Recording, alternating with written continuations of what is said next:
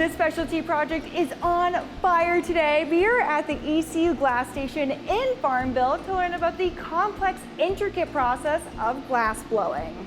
We're here with Michael Tracy, the instructor of the GlasStation, a part of ECU. Thank you so much for having us today. Well, thank you for having me.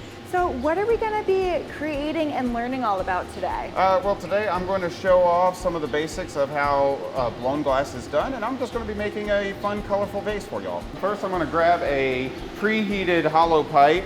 Glass doesn't stick to cold metal, so we heat them in the pipe warmer over there so that they're ready to go when we need them. And going to open our furnace here. So this furnace here is on 24 hours a day, 7 days a week when we're operating. And when it's full, it holds about 400 pounds of molten clear glass. The pipes do get hot, so we will cool them here at the pipe cooler. Got to be careful that the pipe cooler and the pipe warmer never meet. So you don't even wear gloves when you're Nope. doing this? That would be kind of like trying to play piano in gloves. So what I'm dipping in right here is pre-made glass color. Really all I'm doing right now is I'm dipping on the chunks there. Glass sticks to other glass when it's hot, and then I have to melt each coat in. I'm putting 3 coats of white on, then I'm going to put some pink and red.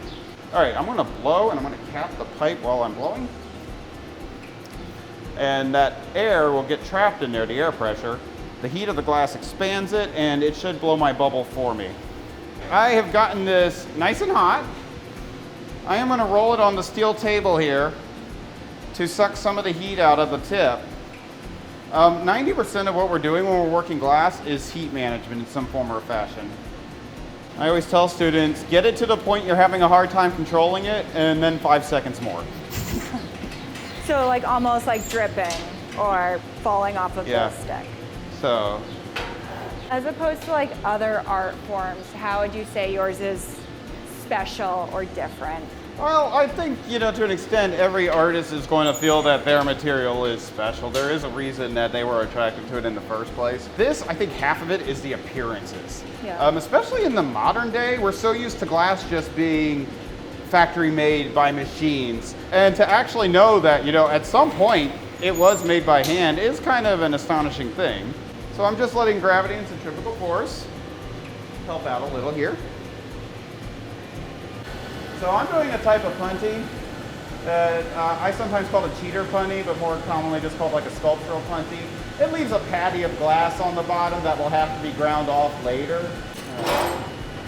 A little bit of water on that constriction. That was so smooth. Very cool. Oh, what I'm doing right now is I'm using tweezers to stretch the neck area out. I don't really want the extra length. I just want to thin it out a little. I think it looks better. This is essentially done. So all that is left to do is get it off the pipe and get it into a kiln.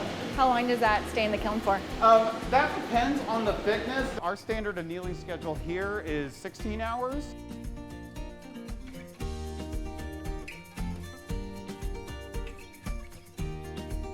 Michael, I'm just blown away by the beauty of glass blowing and all the patience that's required of it.